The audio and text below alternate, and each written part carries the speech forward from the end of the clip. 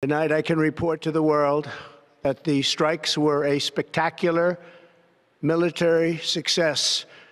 Iran's key nuclear enrichment facilities have been completely and totally obliterated. Iran, the bully of the Middle East, must now make peace. If they do not, future attacks will be far greater and a lot easier. Este sábado por la noche finalmente conocíamos, según decía el presidente Donald Trump, que Estados Unidos había atacado las 3 instalaciones nucleares de Irán, Fordow, Natanz e Isfahan, y que en principio, según informa Donald Trump, estarían completamente destruidas. A partir de aquí, todo el mundo está esperando ver cómo reacciona Irán, cuál es su próximo movimiento. Y por supuesto, como veíamos en el vídeo de la semana pasada, todo el mundo está hablando de lo que ocurre en el estrecho de Hormuz. Curioso el dólar, que semana pasada veíamos que no estaba actuando de refugio y seguía cayendo, pero hemos conocido esta semana que los gestores de fondos, que ya sabéis que estas encuestas las uso completamente como contrarian, es decir, como si los gestores de fondos todos están haciendo algo, acordaos que todos estaban alcistas a principio de año en Estados Unidos y bajistas en Europa, y dijimos, ojo, cuidado, porque a lo mejor es la inversa, hay que ser más positivos en Europa y menos en Estados Unidos durante la primera mitad de año, ¿no? Bueno, pues os comparto la última encuesta donde se ve que el dólar, según ellos, estarían infraponderados, es decir, en los últimos 20 años tienen la posición más infraponderada.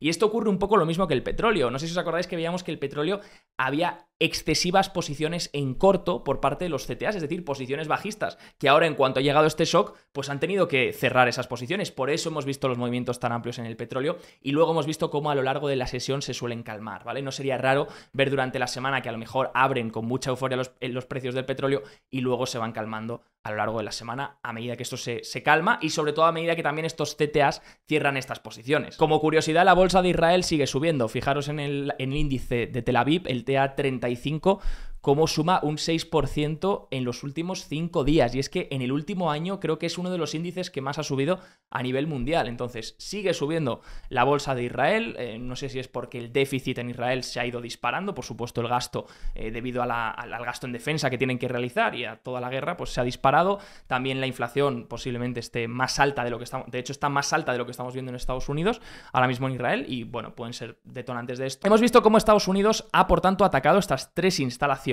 Y claro, ahora la pregunta es, ¿cómo Irán va a responder? Bueno, pues conocíamos hace unas horas que el Parlamento de Irán ha aprobado el cierre del estrecho de Hormuz.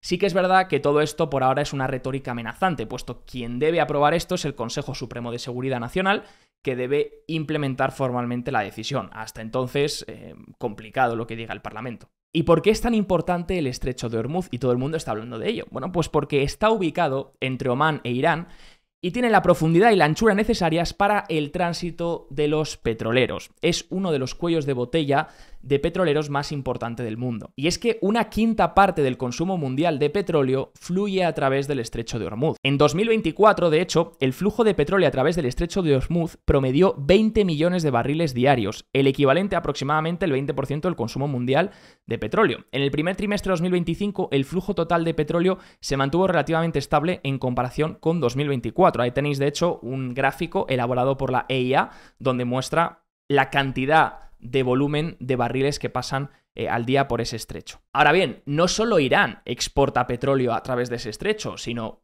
otros países también. De hecho, Arabia Saudita transporta más crudo a través del estrecho de Hormuz que cualquier otro país. En 2024 podéis ver la siguiente imagen donde las exportaciones de crudo y condensado de Arabia Saudita representaron el 38% del flujo total de crudo que pasó por el estrecho de Hormuz, unos 5,5 millones de barriles por día. Y ese petróleo y gas que pasa a través del estrecho de Hormuz, ¿a quién le llega? ¿Hacia quién va? ¿Qué países podrían verse sobre todo más afectados si estas importaciones no pueden llegar? Bueno, pues como veis, la EIA dice, estimamos que el 84% del petróleo crudo y condensado y el 83% del gas natural licuado que se movió a través del estrecho de Hormuz se dirigió a los países asiáticos en 2024. Fijaros en el siguiente gráfico, China, India, Japón y Corea del Sur fueron los principales destinos del petróleo crudo que se movió a través del estrecho de Hormuz hacia Asia, lo que representa un 69% combinado de todos los flujos de petróleo y crudo condensado en el año 2024. Así que, a diferencia de lo que se cree de que el cierre del estrecho de Hormuz afectaría a Estados Unidos de forma directa o a Europa, realmente estamos viendo que Estados Unidos y Europa serían las menos afectadas. Lo que afectaría sobre todo es a los países asiáticos. De hecho, a quien más afectaría es a China, que en principio es aliado de Irán. Entonces, ahí Irán se involucraría en un problema con China de forma directa también, y de hecho también sería importante porque penalizaría a Irán sus propias exportaciones. Es decir, Irán exporta también a través del estrecho de Hormuz. Por lo tanto, esto sería menores ingresos para Irán, que no podría exportar ese petróleo en estos momentos tan críticos para el país. Ahora bien, Estados Unidos y Europa se podrían ver afectadas de forma indirecta por la subida del petróleo, porque al final una subida del petróleo, ahora vamos a comentar, impacta de forma global. De hecho, en este gráfico podéis ver que subidas del petróleo de más del 30% acaban generando una recesión global. He leído por ahí, no, si el petróleo sube, la Fed debería subir tipos otra vez. Realmente, si el petróleo sube en unas magnitudes muy drásticas, eso es lo que generan más que un nivel de inflación elevado y persistente donde la Fed tenga que actuar, lo que más bien podría generar es una recesión global. Lo que pasa es que tendría que subir a unas magnitudes muy elevadas y tendría que llegar a cerrarse el estrecho de Hormuz. ¿Cuál es la probabilidad de esto? Pues mirar, si vemos Polymarket, que como sabéis es la casa de apuestas en cripto, que puedes apostar a diferentes eventos, pues ahora mismo hay un 39% de probabilidad de que el estrecho de Hormuz se intente cerrar antes de final de este mes, antes del día 30 de junio. Como veis, había llegado hasta el 52% cuando el Parlamento de Irán anunciaba esto. Bien, pues ahora mismo está en el 39%. Sí que es verdad que la probabilidad de que se cierre en este año, antes del 31 de diciembre, es del 56%. Lo que pasa es que quiero dejar claro que esta apuesta, si nos vamos aquí a las reglas, dice, si Irán bloquea o restringe de forma severa el transporte, el tráfico marítimo en el estrecho de Hormuz, este mercado se resolverá como sí. Entonces, realmente, ¿qué es bloquear o intentar bloquear el estrecho de Hormuz? Bueno, si realmente lo consiguiesen bloquear un día o hiciesen el amago de intentar bloquearlo, a lo mejor esto podría resolverse como sí. Y por eso tiene una probabilidad no tan alta, pero algo elevada. Entonces, bueno, luego ya hay otra serie de consideraciones, es decir, cómo lo harían, serían con minas, con barcos, no lo sé, pero todo esto ya pone sobre un contexto de una cosa es intentar bloquear el estrecho de Hormuz y que esto se resuelva como un sí, y otra cosa es cuánto tiempo consigues bloquear el estrecho de Hormuz, porque esa es la segunda incógnita. Obviamente, si consiguiese bloquearlo, aunque sea un tiempo corto, pues el petróleo reaccionaría pues como está reaccionando ahora, ¿no? Subiendo de forma volátil. Pero claro, cerrar el estrecho de Hormuz también podría perjudicar drásticamente a Irán. De hecho, es lo que dice Javier Blas, como estáis viendo aquí en este tuit, que, bueno, pues que en este caso impactaría de nuevo a China y sobre todo a Irán también. ¿A Irán por qué? Pues porque al final el 90% de las exportaciones que realiza Irán pasan por el estrecho. Esto sería una penalización para sus exportaciones y por tanto para sus ingresos. Y luego, por otro lado, también por todo lo que importa Irán. Y es que Irán importa gran cantidad de alimentos que pasan también a través del estrecho de Hormuz. Aquí hablamos de distintos alimentos como el trigo, el maíz, el arroz, y de hecho ahora vamos a hablar enseguida de los fertilizantes. Pero, claro, todo esto podría perjudicar sus importaciones tanto de comida como de medicamentos como de otra serie de cosas, en un momento en el que la tensión es elevada en el país. De hecho, la administración Trump, en este caso el vicepresidente J.D. Vance, dice el intento de Irán de interrumpir el transporte marítimo en el estrecho de Hormuz sería suicida. Bueno, ¿qué va a decir? Obviamente, bueno, no va a decir que sería una buena decisión bloquear el estrecho de Hormuz, entendemos, pero bueno, sin embargo, sí que es verdad que quiero enseñaros cómo desde que obviamente las tensiones han incrementado, hay muchos barcos que estamos viendo que se están dando la vuelta. Y de hecho eso se puede seguir en el Maritime Tracker. Aquí en el Maritime Traffic podemos seguir bastantes barcos que o están a la espera o incluso algunos se han dado la vuelta, y entiendo que es por la incertidumbre, ¿no? De qué puede pasar en el estrecho y si esta tensión va a escalar o no. Pero bueno, como se ve a continuación también, Bloomberg compartía que los envíos a través del estrecho de Hormuz pues, han ido disminuyendo desde el 13 de junio. Así que sí que ha habido cierta disminución, pero obviamente no sería nada comparado con bloquear todos los millones de barriles y de gas y de petróleo que pasan por el estrecho de forma diaria. Antes os he dicho que subidas drásticas en el petróleo, de hecho, como estáis viendo en el gráfico, por encima de un cambio de más del 30%, es decir, tendría que subir más de un 30% el precio del petróleo y sostenerse durante unas cuantas semanas, por lo menos, podrían llegar a ser, suelen generar de nuevo contracciones / recesiones económicas, porque obviamente es insostenible. De todas formas, si obviamente no es una subida tan drástica, sino una subida importante, pues ahí entonces hablamos de un problema de inflación, ¿no? De nuevo, la Reserva Federal, de hecho, tiene un estudio que dice de cada aumento de $10 en el precio del petróleo tiene la capacidad de aumentar la inflación en 20 puntos básicos, es decir, 0,20%.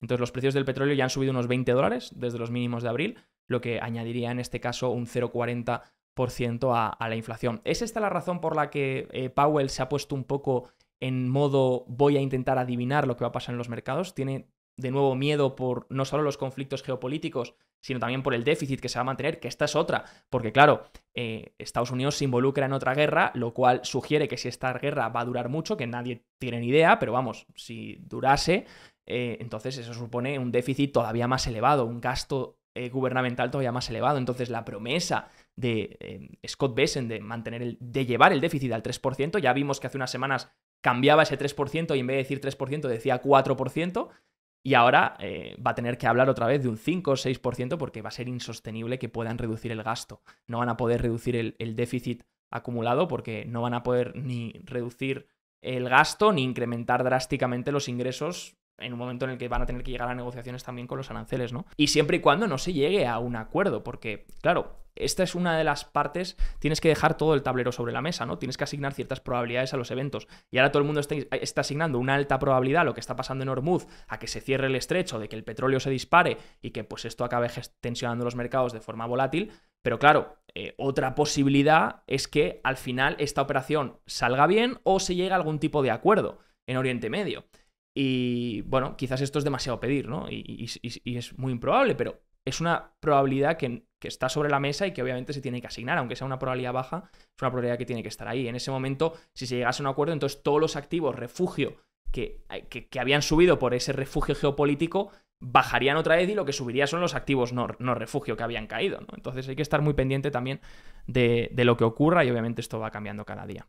Sí que es verdad, publica JP Morgan, que a diferencia de la mayoría de los demás acontecimientos geopolíticos, la crisis de petróleo de 1973 fue la que causó realmente un daño importante a las acciones, a los mercados.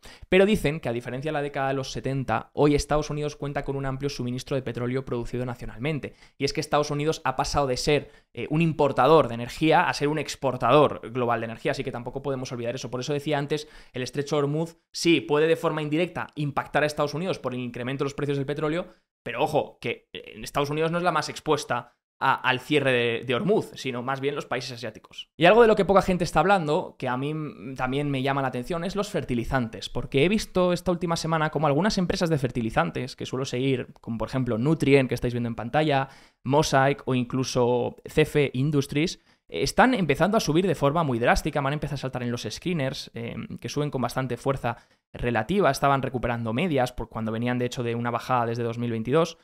Y claro, me empecé a preguntar, bueno, pues ¿qué pasa aquí, no? Y es que Irán, no olvidemos que fue el tercer mayor exportador de urea en 2024, con un volumen de exportación de alrededor de 4,5 millones de toneladas, similar al de China, y abastece a mercados como Turquía, Brasil y Argentina. Y también es exportador importante de amoníaco. La urea, por supuesto, tiene diversas aplicaciones industriales, pero sobre todo incluyendo fertilizantes. Y claro, todos los ataques también han paralizado la producción de urea de Egipto, puesto que Israel ha reducido el suministro de gas natural al país el viernes y eso ha obligado a Egipto a suspender la producción. Además, hay muchos productores de fertilizantes en Oriente Medio, por lo que cerrar el estrecho de Hormuz también perjudicaría todas esas exportaciones de fertilizantes. Así que sí que es verdad que la temporada de fertilizantes se está mirando y dura hasta el 15 de julio, es decir, es cuando los agricultores dejan de aplicar fertilizantes.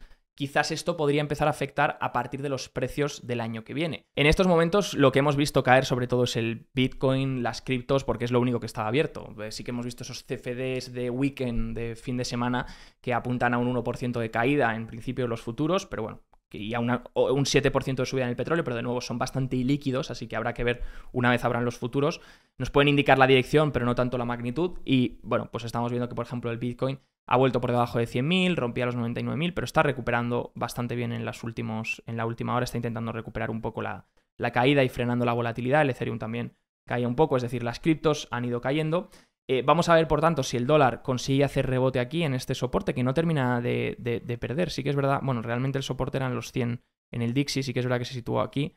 Vamos a ver si el dólar consigue algún pequeño rebote, como vimos aquí, ahora que todo el mundo está muy corto en el dólar. Si realmente hay cierto miedo geopolítico, quizás fluye un poco de dinero al dólar. Y por otro lado, veremos cómo reaccionan los índices, que en este momento están en un rango entre los 5.786 y los 6.151. Y como veis, nos estamos manteniendo en ese rango. Sí que es verdad que aquí tuvimos la caída fea del miedo de los aranceles, ¿no? Pero bueno, nos estamos manteniendo en este rango realmente desde noviembre del año pasado. Quizás buscamos una parte baja para apoyar de nuevo aquí más abajo. Sí que es verdad que se ha acumulado un poco de distribución en los últimos días, así que si perdiésemos la media de 21 ya, entonces vigilaría esta media como último soporte importante en la media de 200. De todas formas, de nuevo, los eventos geopolíticos tienden a ser volátiles, tiende a haber mucho miedo, mucho movimiento rápido en el día, pero luego se suele evaporar ese movimiento durante la semana, así que no tomemos decisiones precipitadas, estemos en calma y veamos cómo va evolucionando el asunto. Y por supuesto, todo esto hay que estar en constante. Cada hora es un mundo y cada hora puede ocurrir algo nuevo. Así que yo me despido, espero que este vídeo